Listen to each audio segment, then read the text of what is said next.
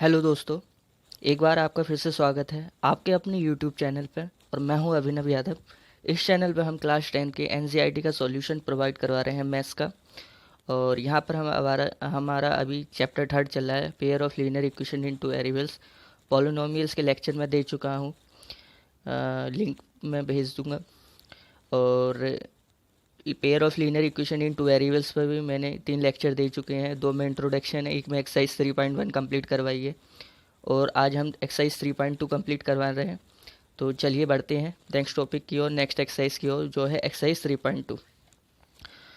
तो इसमें पहले क्वेश्चन है, क्वेश्चन फर्स्ट का फर्स्ट पार्ट है। 10 student of class 10 took part in a mathematics cues.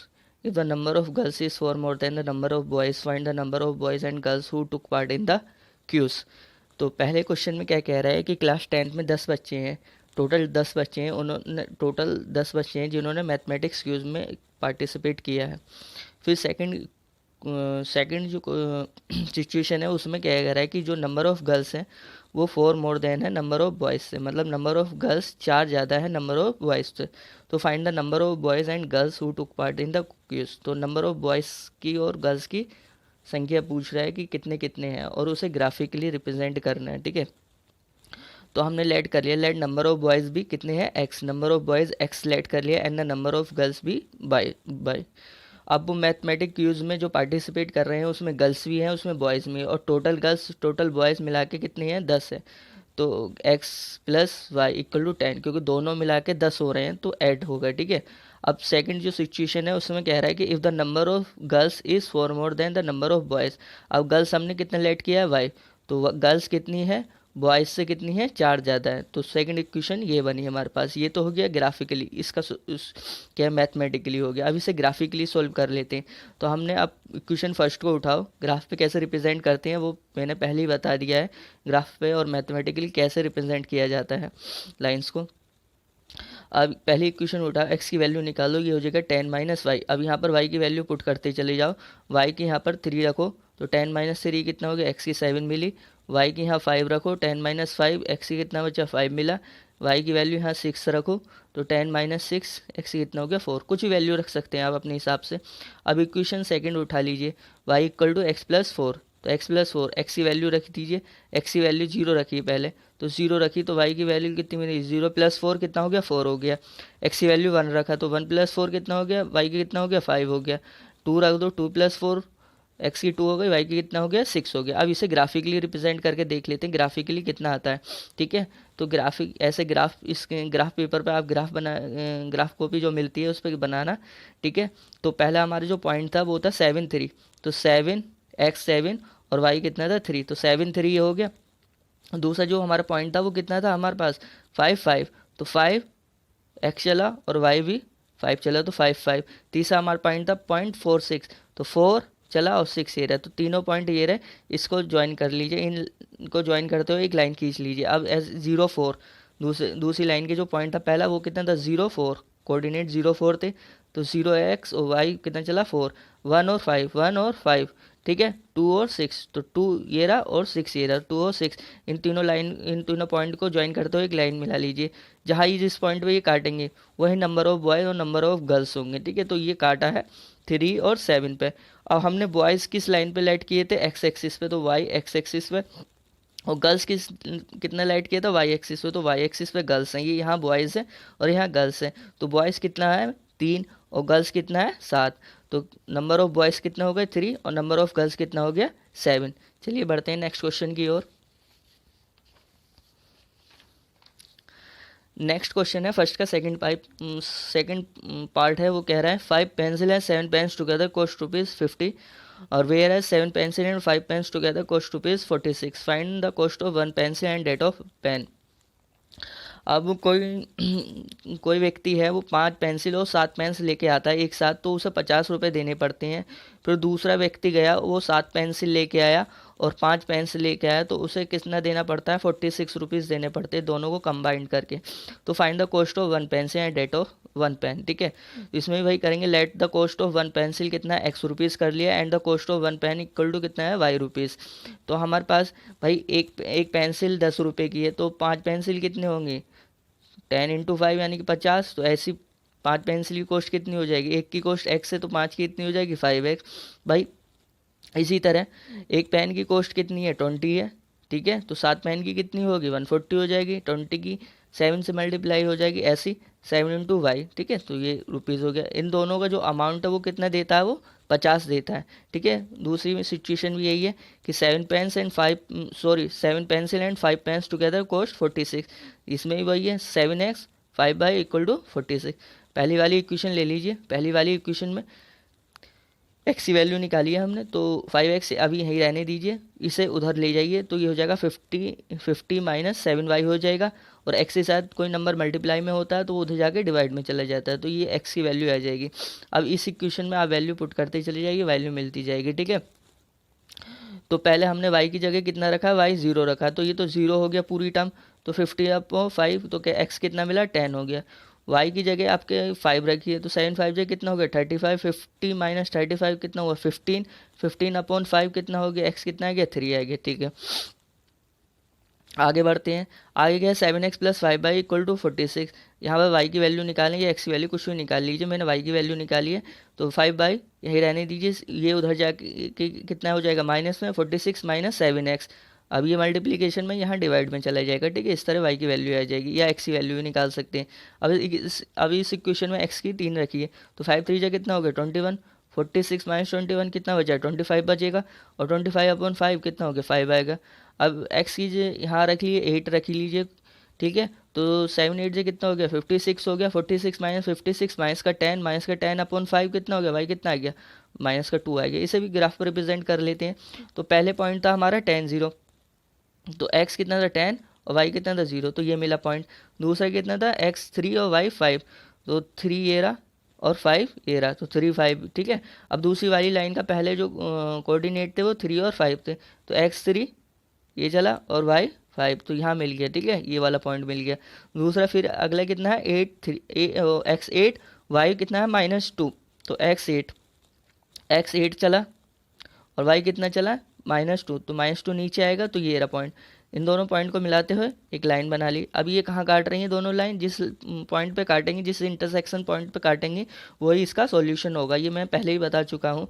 और हमने जो पेंसिल है वो किस लाइन पे ले रखी थी, किस एक्सिस पे ले रखी है, एक्स एक्सिस पे, और जो पेन की कोस्ट है वो किस एक्सिस पे ले रखी है, वाई एक्सिस पे।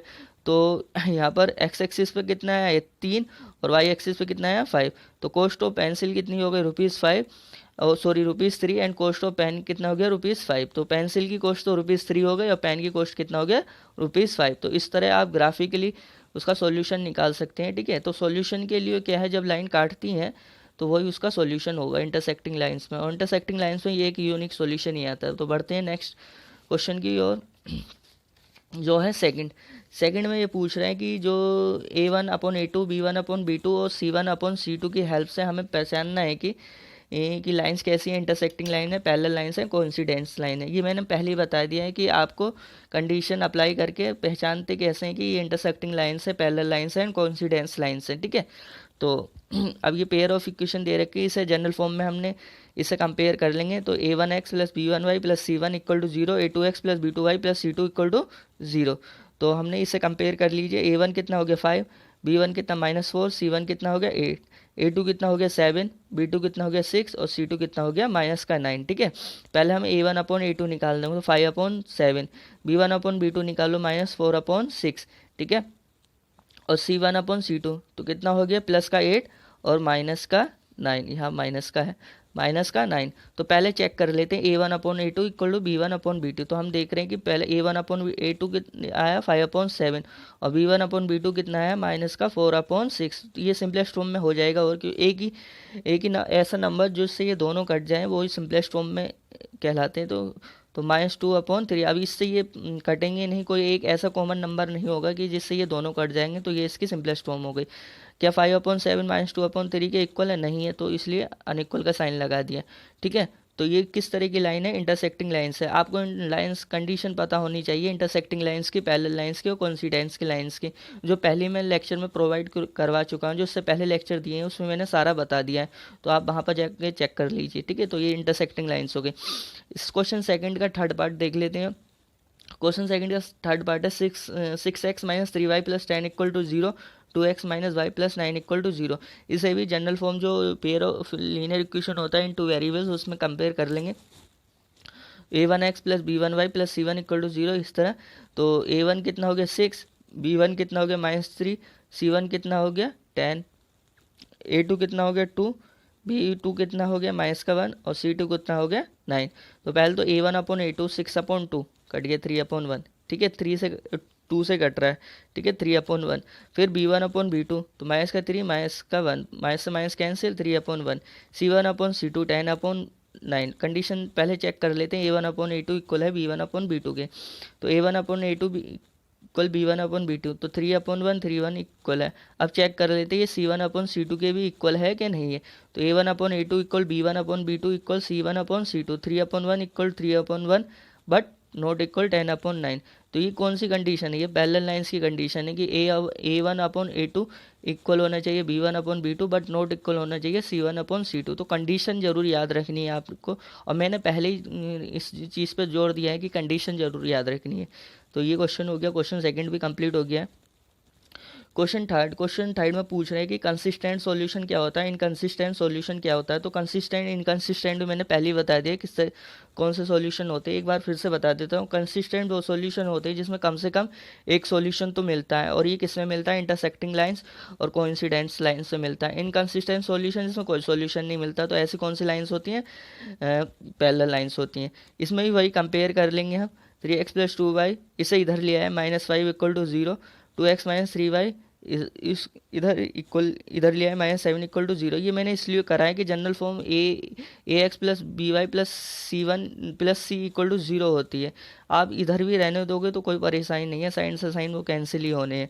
तो यहाँ से कंपेयर कर लीजिए coefficient a1 3, b1 2, c1 -5, a2 2, b2 -3, c2 -7। तो a1/a2 3/2, b1/b2 2/-3, c1/c2 -5/7, ठीक है।